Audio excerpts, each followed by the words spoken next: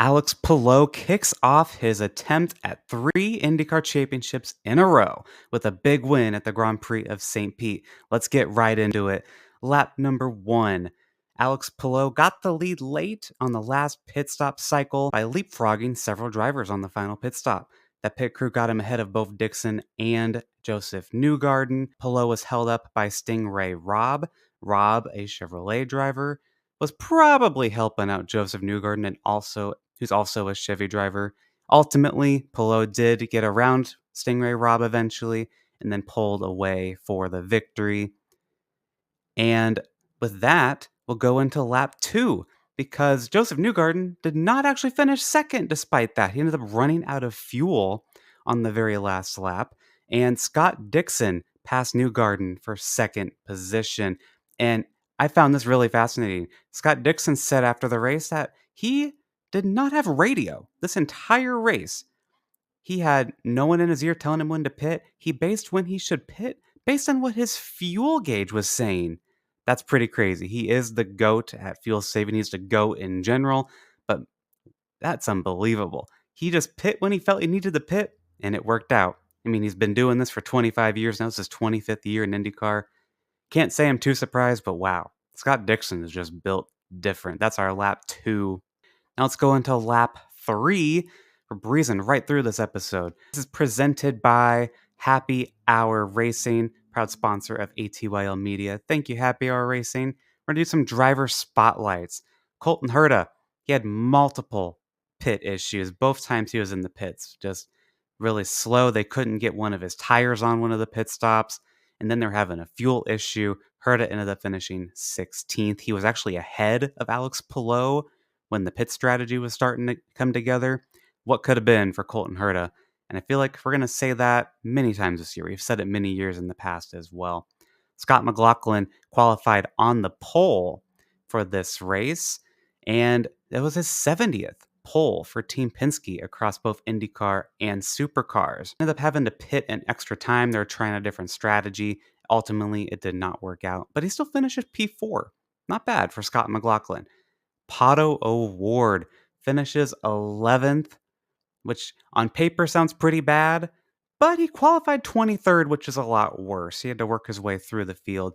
And all things considered, I would say it's a pretty good recovery for Pato O'Ward. Next up in our driver highlights, we have Will Power, Nolan Siegel, and Louis Foster. They were all crashed out on lap 1 because it's not an IndyCar season until we have a lap 1 crash. This is just a bad start of the season for Will Power, who is in a contract year, does not have a ride locked up for 2026 yet. He wants to continue. Today was also Will Power's 44th birthday. Not the day he was looking for by any means, and now he's in a hole early before we get the championship even going. Nolan Siegel joined McLaren mid-season last year. This is his first full season with the team. Hopefully he can rebound from this. And Louis Foster, disappointing debut for him as well for RLL. And now we'll shift gears into lap 4. Fox Sports made their big debut for the NTT IndyCar series, and it wasn't bad. I wouldn't say it was good either. Let's start with some pros. I think Will Buxton did a great job for his first time doing commentating. I know he's done some commentating years ago on and off, but this is way better than I expected from him. My expectations are pretty low. He did all right. Good job, Will Buxton. The starting grid graphics they had in the pre-race show with the drivers doing pace laps was fantastic. I wish NASCAR would have something like that. Add in a little picture of the driver's car, and I think it's perfect, quite honestly. That's probably the best thing Fox has done in motorsport in roughly a decade. So it was pretty good.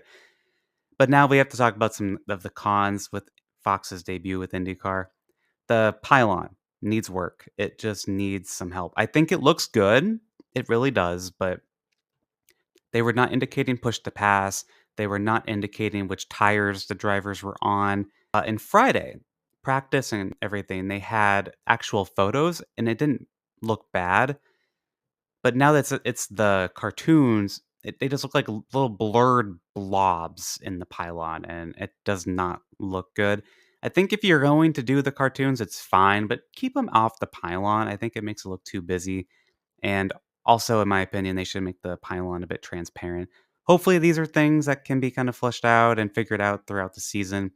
I do think that James Hinchcliffe and Townsend Bell being in the booth, they're going to really push Fox, say, hey, we need to show push to pass. We need to show the tires. And they did a great job in the booth explaining how much push to pass these drivers had in this closing of the race battle. Overall, I would, if I were to give it a 1 to 10, I'd probably say like a 6. And trust me, I was expecting like a 3 or a 2. My expectations were pretty low for Fox, and I think I'm not alone in that. But overall, pretty solid. I can't say I'm disappointed or anything. And with that, that's pretty much it. We're going to wrap it up here on 4 laps. Hear more from me on this race and anything else motorsport, specifically NASCAR, over on the Gay Racing Podcast. Be sure to check out other shows here on ATYL Media and follow ATYL Media across social media. You can find me on social media at New Gaiden, specifically on Blue Sky. And with that, I'll see you next time for Thermal Club.